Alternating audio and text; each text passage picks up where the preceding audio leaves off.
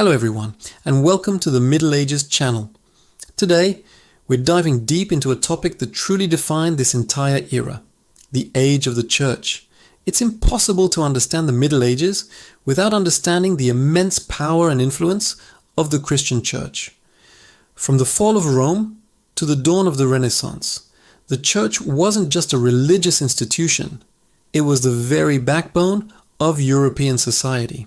So, how did one institution become so powerful? Let's go back to the early Middle Ages. As the Roman Empire crumbled, a massive power vacuum was left behind. Chaos reigned, old political structures disappeared, and people were looking for stability and hope. The Church, with its organized structure and message of salvation, stepped in to fill that void. Bishops became local leaders, monasteries became centers of learning and preservation, and the Pope in Rome began to assert his authority not just spiritually but politically as well. But the structure of the medieval church was a pyramid of power. At the very top was the Pope, considered God's representative on earth.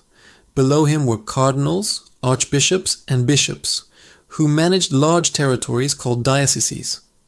Then you had the local priests, who were the face of the church for the common person, conducting mass, baptisms, marriages, and funerals.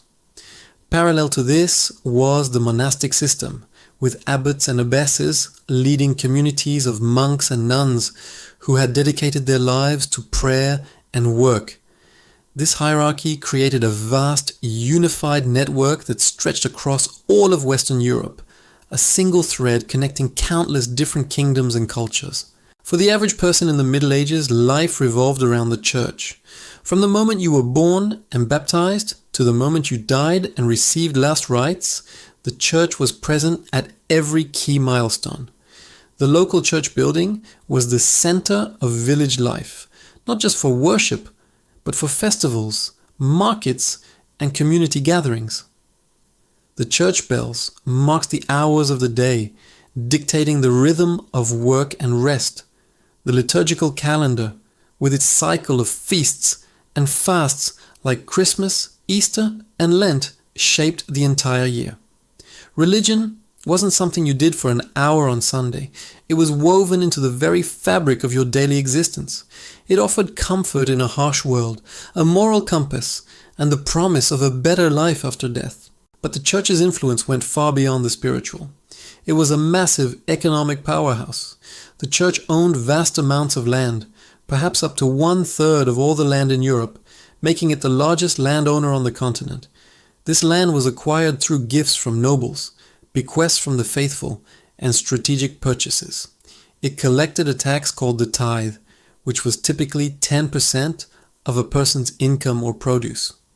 This immense wealth funded the construction of magnificent cathedrals, supported armies, and gave the papacy incredible financial leverage.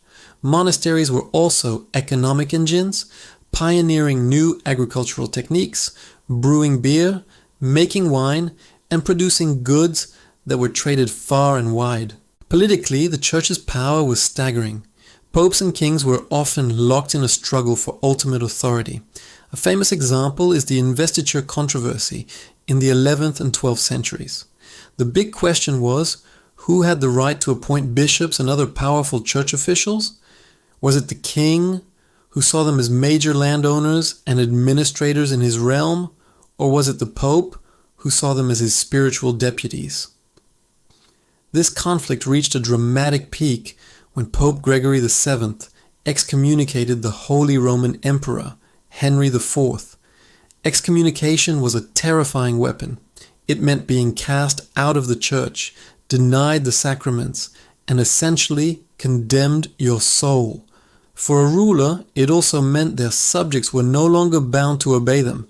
Henry was forced to travel across the Alps in the middle of winter and stand barefoot in the snow for 3 days, begging the Pope for forgiveness. This event at Canossa powerfully demonstrated where the ultimate power was perceived to lie. The church also held immense legal power through what was known as canon law. This was the church's own legal system, with its own courts and judges. These courts had jurisdiction over matters like marriage, inheritance, and the conduct of the clergy. but they could also try lay people for religious offenses like heresy, blasphemy, or witchcraft. The punishments could be severe, ranging from public penance to imprisonment, or even being handed over to secular authorities for execution.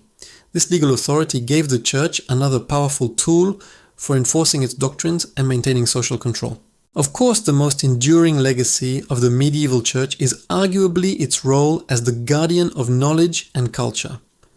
After the fall of Rome, much of the classical learning of Greece and Rome was lost to Western Europe. Who preserved it?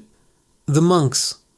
In isolated monasteries, scribes painstakingly copied ancient texts by hand, not just the Bible, but works of philosophy, science, and literature from authors like Plato, Aristotle, and Virgil. Without these scriptoria, these writing rooms, much of our ancient heritage would have vanished forever. Monasteries were the first universities. They established schools to train clergy, which eventually grew into the great universities of Bologna, Paris, and Oxford. The curriculum was centered on theology, the queen of the sciences, but it also included the liberal arts.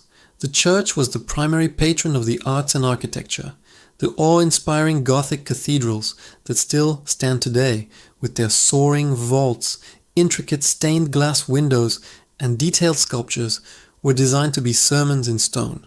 They were physical representations of God's glory on earth, intended to lift the soul and inspire devotion in a population that was largely illiterate. The music, the art, the very buildings themselves were all tools for teaching the faith. However, it's crucial to understand that this immense power also led to significant problems and corruption. As the Church grew wealthier and more politically entangled, its spiritual mission was sometimes compromised. Positions like bishop or abbot became lucrative posts sought after by noble families for their wealth and influence, not for spiritual devotion. Some clergy lived in luxury, a stark contrast to the poverty of the people they served and the vows they had taken. The practice of selling indulgences, documents that supposedly reduced time in purgatory, became a widespread and controversial fundraising tool. It looked to many like the Church was selling salvation. These issues bred resentment and calls for reform. Movements led by figures like John Wycliffe in England and Jan Hus in Bohemia challenged the Church's authority and doctrines centuries before Martin Luther. They called for a return to the simplicity of the early Church, translating the Bible into the common language so people could read it for themselves, and questioning the absolute power of the Pope. While these early reformers were often condemned as heretics and brutally suppressed, their ideas never truly went away. They planted the seeds of dissent that would eventually explode into the Protestant Reformation in the 16th century, an event that would shatter the religious unity of Europe and bring the medieval age of the Church to a definitive end. So, in summary, the medieval Church was a multifaceted institution of incredible complexity. It was a source of spiritual comfort and social cohesion. It was a guardian of knowledge and a patron of breathtaking art. But it was also a political and economic giant, whose immense power inevitably led to corruption and conflict. To study the Middle Ages is to study the story of the Church, its triumphs, its failures, its profound and lasting impact on the shape of Western civilization. Thank you so much for joining me on this journey through the age of the Church. If you found this interesting, please hit that like button, subscribe to the Middle Ages channel, and ring the bell so you don't miss our next exploration into this fascinating period of history. Let me know in the comments what aspect of the Church's power you find most surprising. Thanks for watching, and I'll see you in the next video.